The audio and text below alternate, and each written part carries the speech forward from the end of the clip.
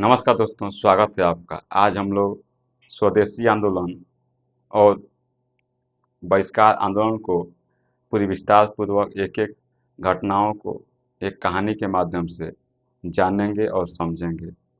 इसे हम सामान्य भाषा में देखें तो जब 1905 में बंगाल विभाजन हुआ, तो बंगाल के लोगों के मन में जबरदस्त असंतोष की भावना फैली हुई थी। जगह-जगह विरोध प्रदर्शन हो रहे थे।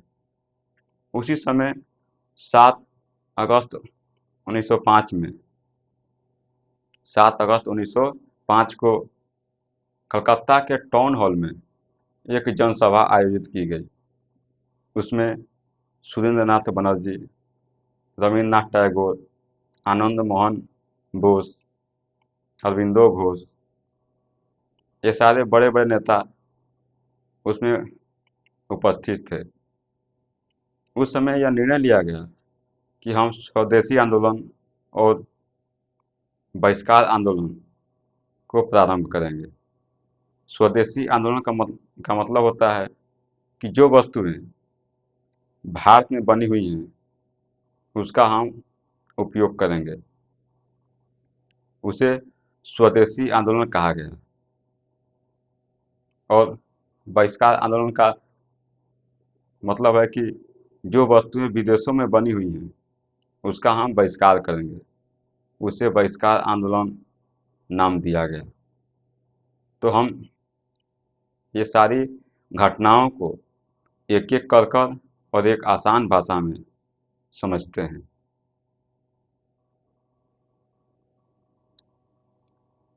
पृष्ठभूमि बंगाल विभाजन की साजिश देख लेते हैं। पृष्ठभूमि बंगाल विभाजन की साजिश।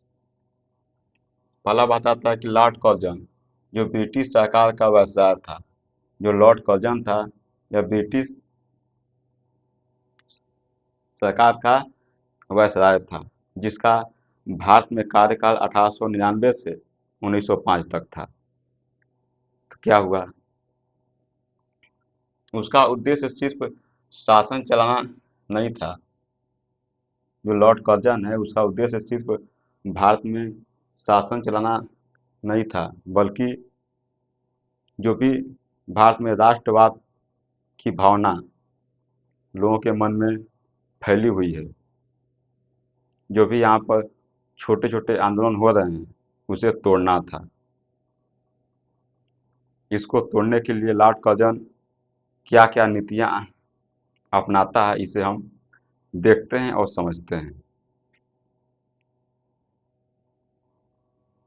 बंगाल उस समय भारत का सबसे बड़ा प्रांत था। जनसंख्या लगभग 8 करोड़ थी। बंगाल देखा जाए तो उस समय सबसे बड़ा प्रांत था। बंगाल में उस समय बहुत सारे क्षेत्र आते थे।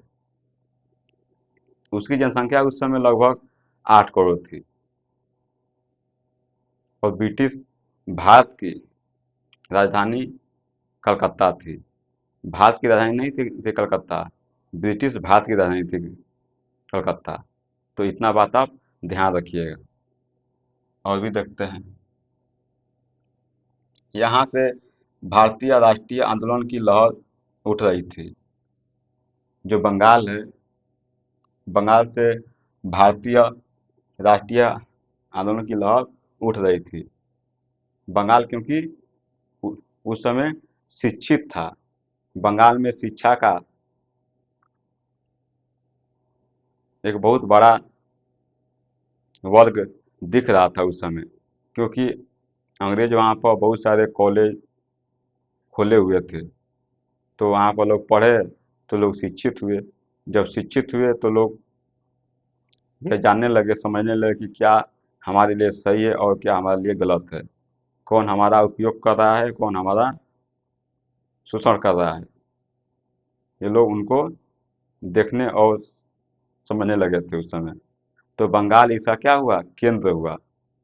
तो बंगाल में लोग, बहुत सारे लोग सक्रिय थे उस समय। कौन कौन लोग थे देखते हैं। प्रेस के माध्यम से भी लोग अपनी बातों को एक स्थान से दूसरे स्थान तक लोग पहुंचाते थे। लोगों को जागरूक करने का प्रयास करते थे। स्कूल नेता सब सक्रिय थे। स्कूल के माध्यम देखा जाए तो बच्चे थे, नेता थे, वह भी बंगाल के हित के लिए, भारत के हित के लिए कुछ करना चाहते थे। लोग जागरूक थे, सक्रिय थे। और भी देखते हैं, ब्रिटिशों ने प्रशासनिक सुविधा का बहाना बनाकर विभाजन की योजना बनाई। जो ब्रिटिश थे वो प्रशासनिक का बहाना बनाकर उसने एक योजना बनाई। क्या योजना बनाई? उन्होंने कहा कि देखिए, जो बंगाल है बहुत बड़ा प्रांत है, यहाँ का प्रशासन को चलाना आसान नहीं है, बहुत कठिन है। अगर हम इसे दो भागों में बांट देते हैं तो यहाँ पर शासन को चलाना आसान हो जाएगा। लेकिन जो अंग्रेजों की मंशा थी वह गलत थी, क्योंकि यहाँ पर जनसंख्या के आधार पर नहीं बांटा गया, यहाँ पर धर्म के आधार पर बांटा गया। तो हम देखते हैं और समझते भी हैं। देखें, यहाँ पर ब्रिटिशों ने प्रशासनिक सुविधा का बहाना बनाकर विभाजन की योजना बनाई। मतलब कि प्रशासन का बहाना बनाकर योजना बनाई गई। क्या बनाया गया? कहा गया इतने बड़े प्रदेश को संभालना कठिन है। लोग कह रहे हैं कि जो बंगाल है इतना बड़ा क्षेत्र है, इतना बड़ा प्रांत है, इसे संभालना क्या है, कठिन है, बहुत बड़ा मुश्किल हो रहा है। अच्छा, पर असली कारण था डिवाइड एंड रूल पॉलिसी, यानी हिंदू मुस्लिम एकता को तोड़ना। लेकिन इसका असली मतलब देखा जाए तो बंगाल को तोड़ना था। मतलब कि जो बंगाल में हिंदू और मुस्लिम हैं उनको बांटना चाहते थे, और बिल्कुल वैसा ही हुआ। पूर्वी बंगाल और पश्चिमी बंगाल को बांट दिया गया। पूर्वी बंगाल में मुस्लिम की संख्या 60% थी, और पश्चिमी बंगाल में हिंदू की संख्या 78% थी। तो यहाँ पर जनसंख्या के आधार पर नहीं, धर्म के आधार पर बांट दिया गया कि लोग अगर धर्म के आधार पर लोगों का बंटवारा कर देंगे तो लोग आपस में ही क्या करने लगे, लड़ने लगेंगे। धर्म के आधार पर लोग आपस में संघर्ष करने लगेंगे। जब आपस में ही लड़ेंगे तो जो अंग्रेज हैं उनके तरफ ध्यान उनका नहीं जाएगा। जब ध्यान नहीं जाएगा तो अंग्रेज काफ़ी लंबे समय तक भारत में शासन को कर पाएंगे, अपनी सत्ता को लंबे समय के लिए सुरक्षित कर पाएंगे। और भी देखते हैं, देखें योजना के अनुसार क्या योजना बनी।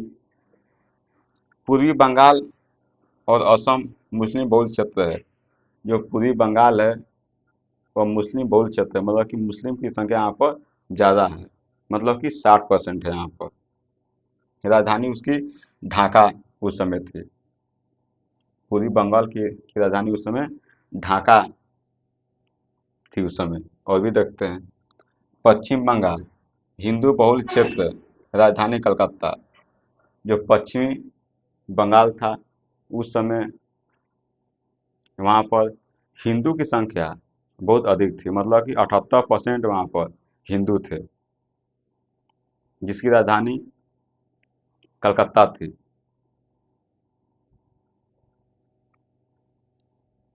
जिसकी राजधानी यहाँ पर कलकत्ता थी। इतना इतना समझ गए होंगे आप। और भी देखते हैं, 19 जुलाई 1905 को विभाजन की घोषणा की गई। 19 जुलाई 1905 को विभाजन की क्या की गई, घोषणा की गई कि बंगाल को बांटना है। मतलब कि सरकारी आदेश अब आ गया, ब्रिटिश सरकार का आदेश आ गया कि बंगाल को दो भागों में बांटना है। और भी देखते हैं, और 16 अक्टूबर 1905 से लागू कर दिया गया।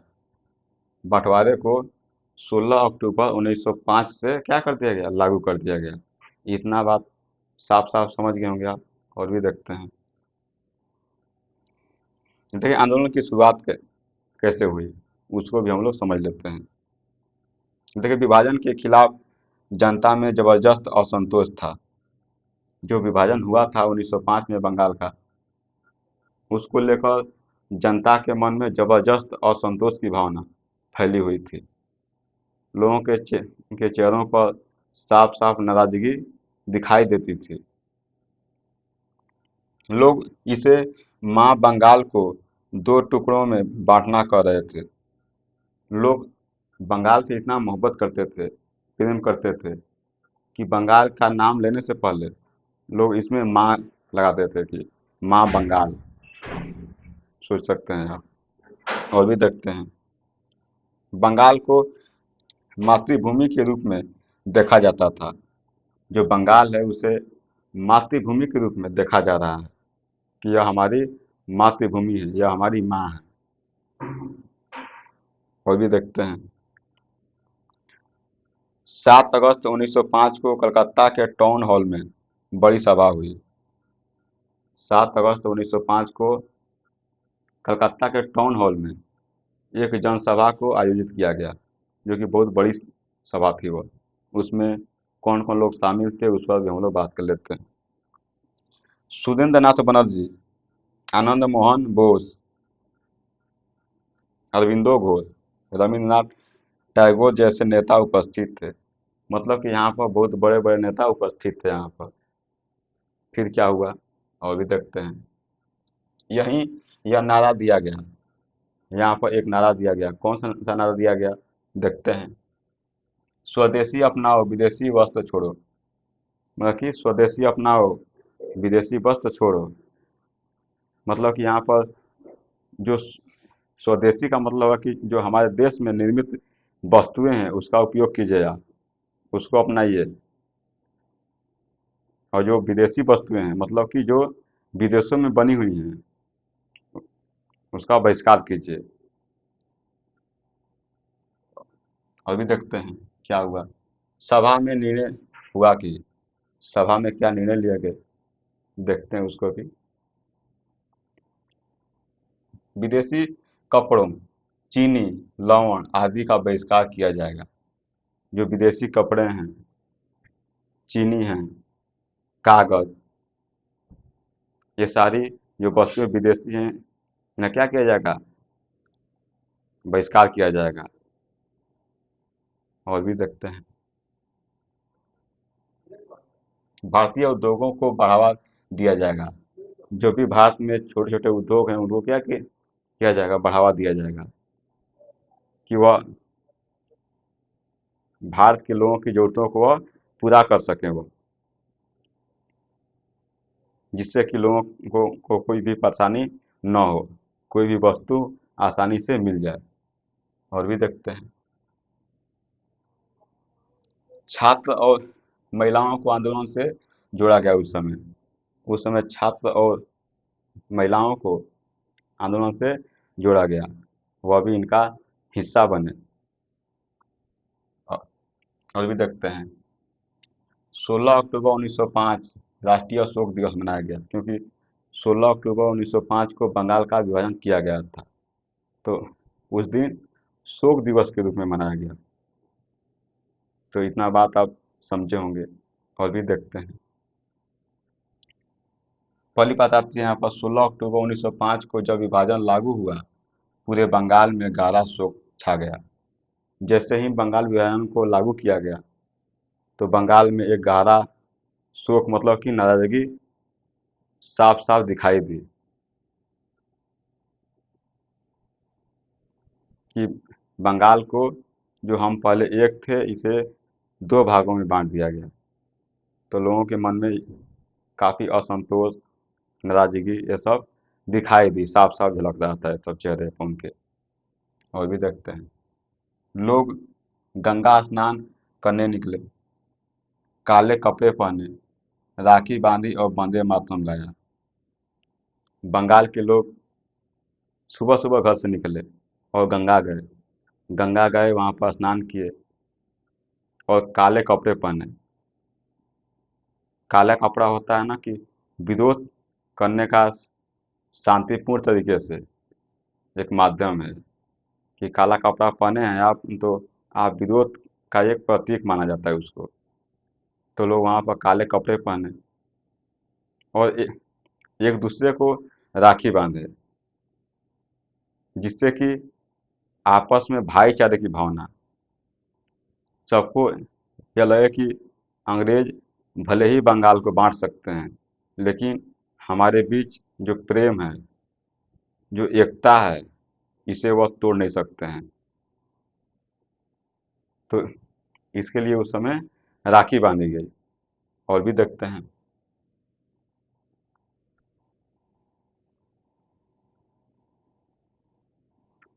और वंदे मातरम उनको वहाँ पर गाया गया। तो इतनी बातें समझे होंगे आप। लेकिन यह जो भी पूरी प्रक्रिया है, यह योजना किसकी थी यार? कि आपको सुबह जगना है, गंगा स्नान करने के लिए जाना है, वहाँ पर काला कपड़ा पहनना है और एक दूसरे को राखी बांधना है और वंदे मातरम गाना है। यह कोई तो बताया होगा, तो देखते हैं।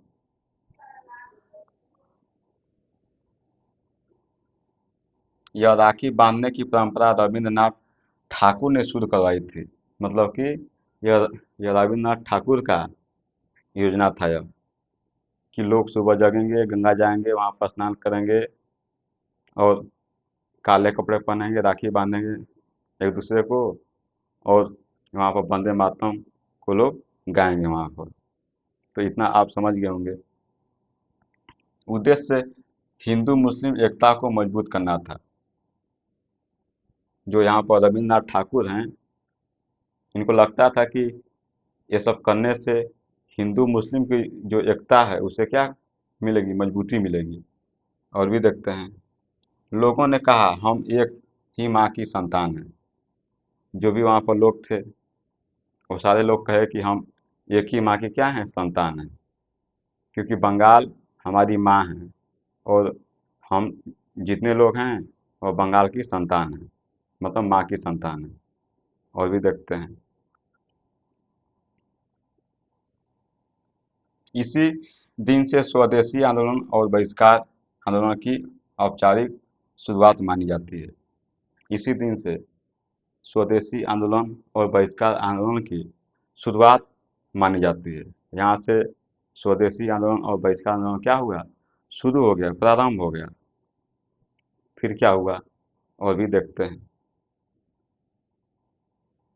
स्वदेशी आंदोलन का अर्थ और उद्देश्य देख लेते हैं कि स्वदेशी आंदोलन का क्या अर्थ था, क्या उद्देश्य था, उस पर भी हम लोग बात कर लेते हैं। स्वदेशी का शाब्दिक अर्थ देश का अपना, यानी भारत में बने सामान का प्रयोग करना। स्वदेशी का मतलब होता है कि जो वस्तुएं भारत में बनी हुई हैं उसका उपयोग करना, यह स्वदेशी कहलाता है। और भी देखते हैं। स्वदेशी आंदोलन के तीन प्रमुख उद्देश्य थे। स्वदेशी आंदोलन के तीन प्रमुख उद्देश्य थे। क्या उद्देश्य थे उसको भी हम लोग देख लेते हैं। विदेशी वस्तुओं का बहिष्कार, मतलब कि जो विदेशों में वस्तुओं का निर्माण किया गया है उसका हम बहिष्कार करेंगे, उसका उपयोग नहीं करेंगे। और भी देखते हैं दूसरी बात क्या आती है। भारतीय उद्योगों और उत्पादों को प्रोत्साहन देना। जो भारतीय उद्योग हैं उनको प्रोत्साहन देना, उनको बढ़ावा देना। अगर आप बढ़ावा देंगे तभी तो वह जो भी वस्तुएं हैं उनका वह निर्माण कर पाएंगे वो, और लोगों को आसानी से वह वस्तुओं मिल सके। तो छोटे छोटे उद्योगों को भी उस समय क्या किया गया, बढ़ावा दिया गया, प्रोत्साहन मिला। और भी देखते हैं। भारतीयों में राष्ट्रीयता और आत्मनिर्भरता की भावना पैदा करना। जो भारतीय हैं उसके मन मस्तिष्क में राष्ट्रीयता और आत्मनिर्भरता की भावना को क्या करना, जागृत करना, पैदा करना। कि आप हमारे देश की स्थिति को क्या करें, समझें, इस समय परिस्थिति की मांग है कि हम विदेशी वस्तुओं का बहिष्कार करें। अपने देश में जो भी वस्तुएं बनी हुई हैं उसका हम उपयोग करें और आत्मनिर्भर बनने की बात की गई कि आप जितना हो सके आप अपनी जो भी आवश्यक वस्तुएं हैं उसका निर्माण आप खुद ही कर सकें, ताकि विदेशी वस्तुओं को खरीदने की कोई आवश्यकता न पड़े। और भी देखते हैं, इसे आर्थिक ही नहीं सांस्कृतिक और राजनीतिक आंदोलन भी माना गया। इसे देखा जाए तो आर्थिक ही नहीं राजनीतिक और सांस्कृतिक आंदोलन भी माना गया।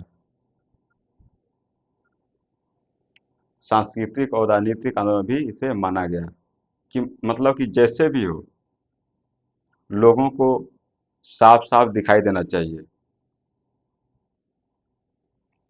कि हमारे देश में जो अंग्रेज हैं हमारे लिए जो भी कर रहे हैं वो हमारे लिए नहीं कर रहे हैं, वह खुद के लिए कर रहे हैं। वो हमें अंग्रेज लूट रहे हैं, हमारी जो भी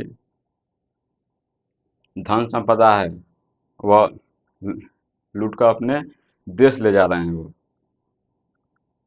तो उस समय सांस्कृतिक और राजनीतिक तरीके से भी उसका उपयोग किया गया। उसको भी हम लोग देखेंगे, सांस्कृतिक और राजनीतिक पर बात कर लेंगे। आंदोलन का प्रसार देख लेते हैं कि आंदोलन का प्रसार कहाँ कहाँ हुआ, देखते हैं। बंगाल के बाद यह आंदोलन पूरे देश में फैल गया। बंगाल से तो शुरू हुआ था आंदोलन यह, लेकिन धीरे धीरे यह पूरे देश में फैल गया। तो देखते हैं, पहला बात आता है कि बंगाल बंगाल में कौन नेतृत्व कर रहे थे। देखें यहाँ पर तो अरबिंदो घोष, सुरेंद्र नाथ बनर्जी, बंगाल में अरबिंदो घोष और सुरेंद्र नाथ बनर्जी इसका नेतृत्व कर रहे थे। तो इतना आप समझे होंगे आप। और भी देखते हैं,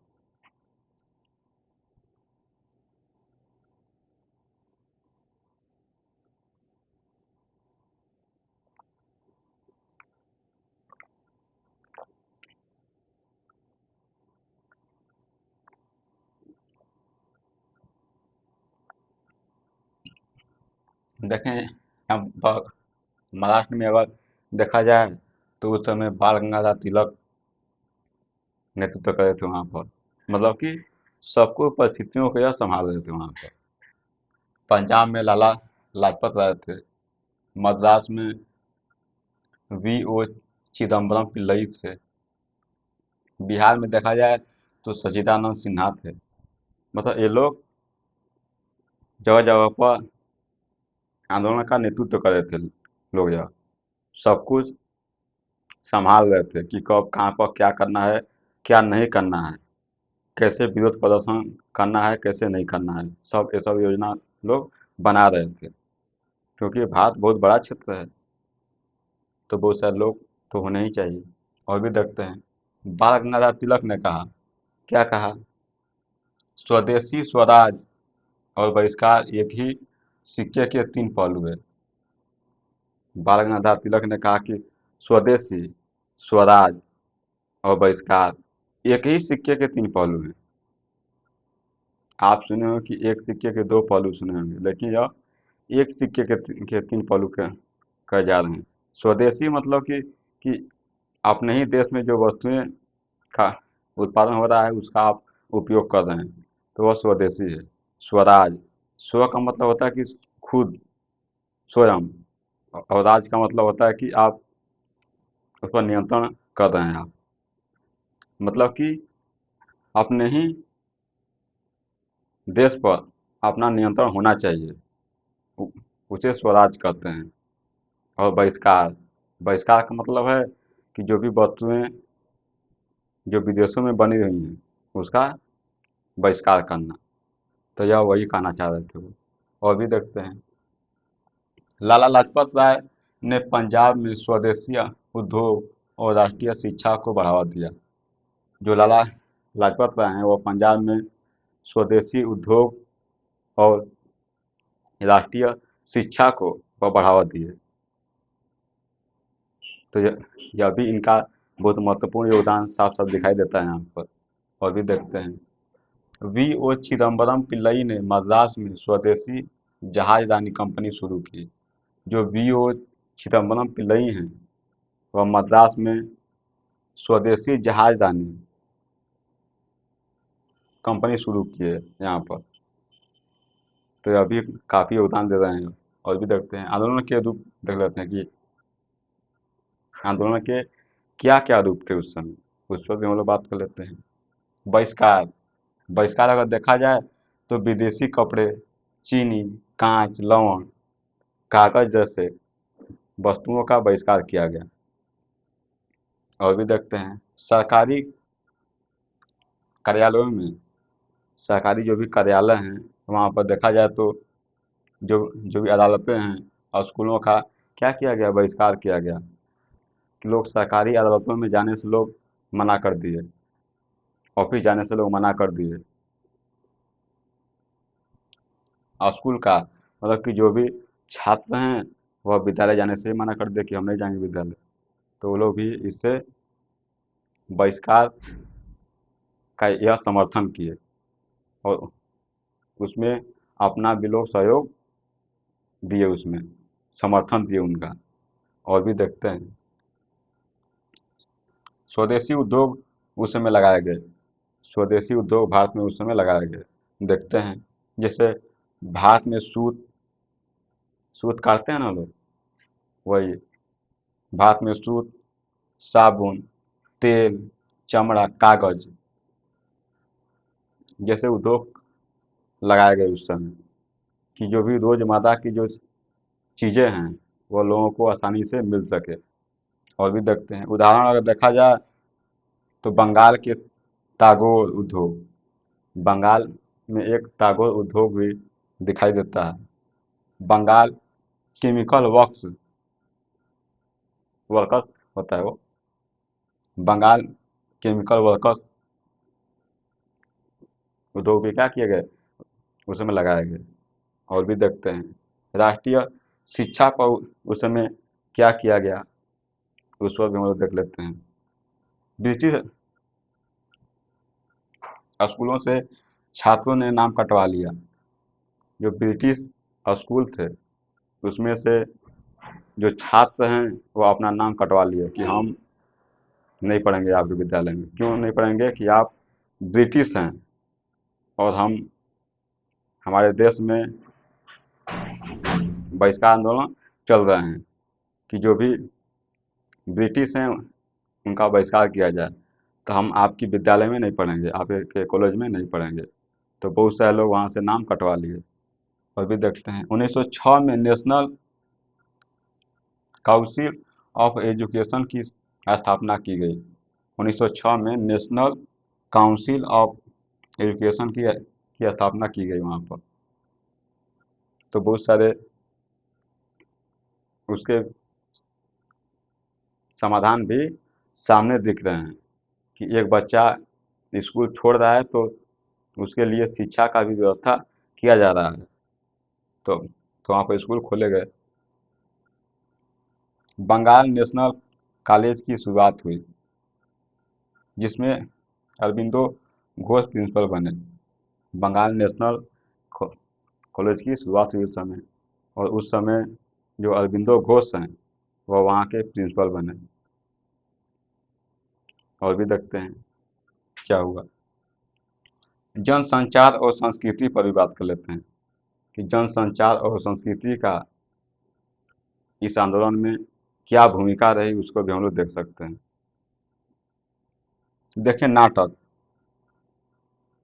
एक बात समझने वाली है कि जो व्यक्ति पढ़े लिखे हैं, जो शिक्षित हैं, वह तो अखबार और पत्रिका के माध्यम से वह जान सकते हैं, समझ सकते हैं वह पढ़कर। लेकिन जो शिक्षित नहीं है वह कैसे समझेंगे? उनको नाटक के द्वारा जगह जगह दिखाकर उनको समझाया जाता था कि ये देखिए और समझिए कि हमारे लिए जो अंग्रेज कर रहे हैं वह सही नहीं कर रहे हैं, वो हमारे हित के बारे में वो नहीं सोच रहे हैं, वो हमारे शोषण का एक माध्यम है, वो हमें लूटना चाहते हैं, बर्बाद करना चाहते हैं।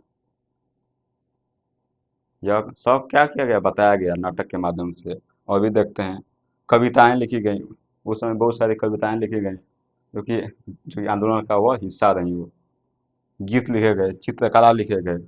जो जो व्यक्ति शिक्षित नहीं है, जो पढ़कर समझ नहीं सकता है, उसके लिए दीवारों पर चित्र बनाए गए, चित्रकला के माध्यम से लोगों को समझाने का प्रयास किया गया उस समय।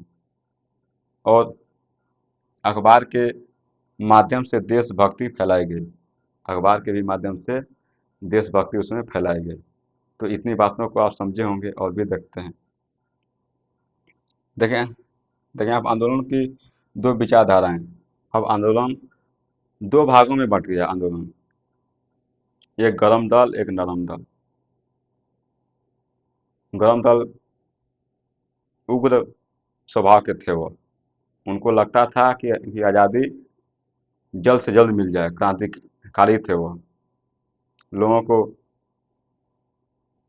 मार पीट कर, बम फेंक कर, उनको लगता था कि हम शांति से अगर बात करेंगे तो अंग्रेज हमारी बातों को सुनने वाले नहीं हैं। अगर हम इन्हें चोट पहुंचाएं, इन्हें डराएं धमकाएं, तो हमें यह छोड़कर जा सकते हैं।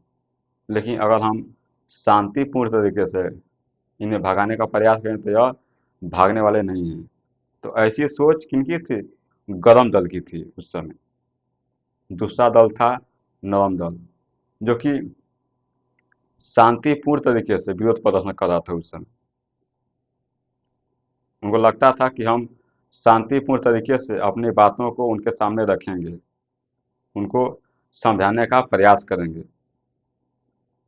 दोनों का लक्ष्य एक ही है कि भारत की आज़ादी, लेकिन दोनों के रास्ते अलग अलग हैं, लेकिन मंजिल तो एक ही है। तो इसे समझते हैं। देखिए उदारवादी देख लेते हैं। उदारवादी का मतलब है नरम दल, जो शांति की बात कर रहा है। देखते हैं, गोखले, सुरेंद्र नाथ बनर्जी, फिरोज शाह मेहता, इसके यह सदस्य थे, इससे यह जुड़े हुए थे। देखते हैं, वे शांतिपूर्ण तरीके से याचिका और सुधारों में विश्वास रखते थे। वह शांतिपूर्ण तरीके से वह याचिका और सुधारों में वह विश्वास रखते थे कि जो भी होगा वह शांतिपूर्ण तरीके से होगा। और भी देखते हैं, गरम दल क्या चाहते थे। गरम दल की भी बात कर लेते हैं हम लोग। तिलक, बिपिन चंद्र पाल, लाला लाजपत राय, देखिए अरबिंदो घोष, ये सीधा ब्रिटिश शासन के खिलाफ जनसंघर्ष के पक्ष में थे। जो गरम दल के लोग हैं यह क्रांतिकारी थे, उग्र स्वभाव के थे, तुरंत गुस्सा हो जाते थे। और इनको लगता था कि जब तक हम अंग्रेजों को चोट नहीं पहुंचाएंगे, अंग्रेजों को एहसास नहीं दिलाएंगे, डराएंगे, धमकाएंगे, तब वह हमारे देश को छोड़कर वह जाएंगे। वो ऐसा इनको लगता था। जो कि जो भी बम का उपयोग करते थे लोग, बंदूकों का उपयोग करते थे, लोगों की हत्या करते थे, ये मतलब कि गरम दल से यह संबंधित है। और भी देखते हैं, ब्रिटिश दमन और आंदोलन का पतन। ब्रिटिश का दमन और आंदोलन का, देखिए ब्रिटिश दमन मतलब कि ब्रिटिश ने आंदोलन का दमन कैसे किया, और आंदोलन का समाप्ति मतलब पतन कैसे हुआ, उसको भी हम लोग देखते हैं। ब्रिटिश सरकार ने आंदोलन को कुचलने के लिए कड़े कदम उठाए।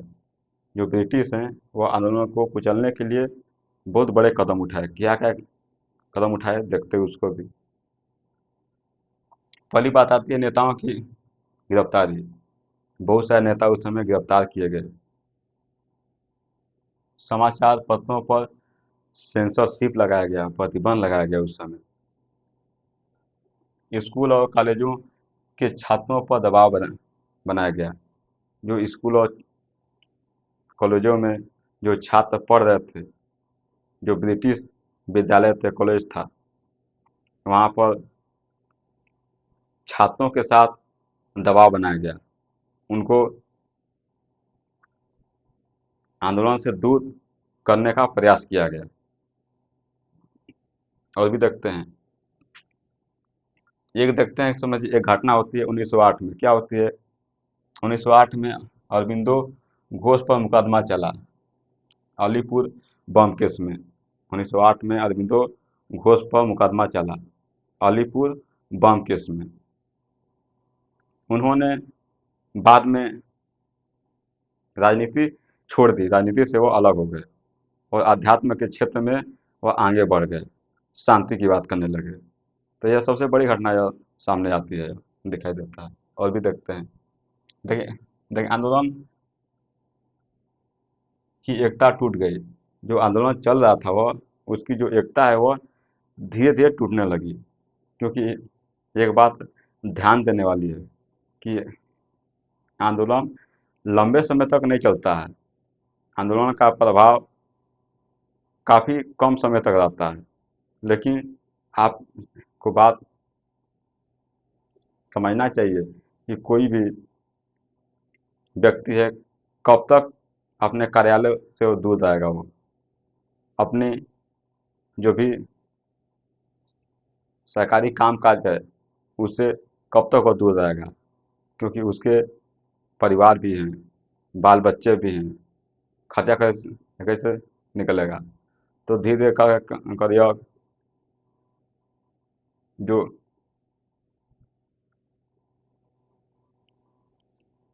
समर्थन था, मतलब कि जो आंदोलन चल रहे थे उस समय, तो धीरे धीरे क्या होने लगे, ह्रास होने लगा उसका। और भी देखते हैं,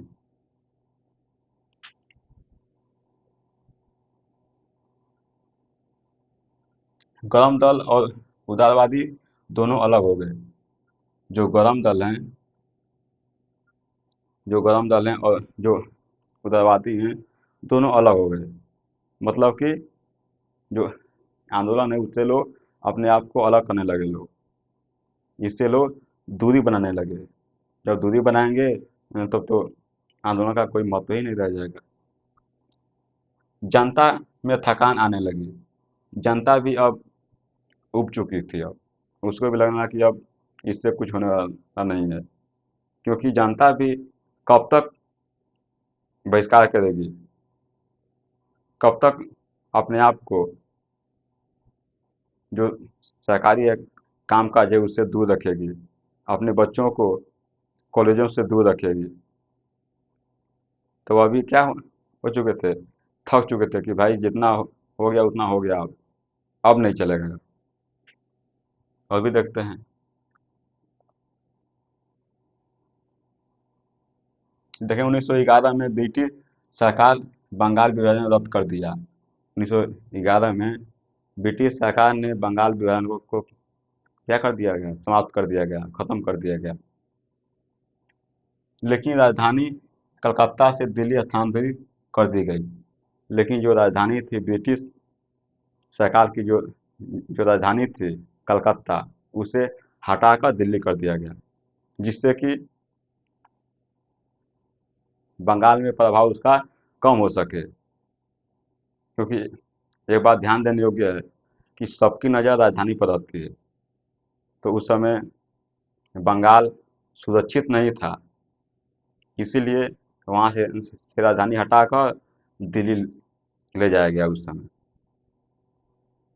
ताकि बंगाल का प्रभाव कम हो सके। तो इतना आप समझे होंगे। और भी देखते हैं, परिणाम और प्रभाव देख लेते हैं कि परिणाम और प्रभाव क्या रहे उस समय। उस पर भी हम लोग बात कर लेते हैं। पहली बात आती है कि भारत में पहली बार जन आंदोलन का रूप देखा गया।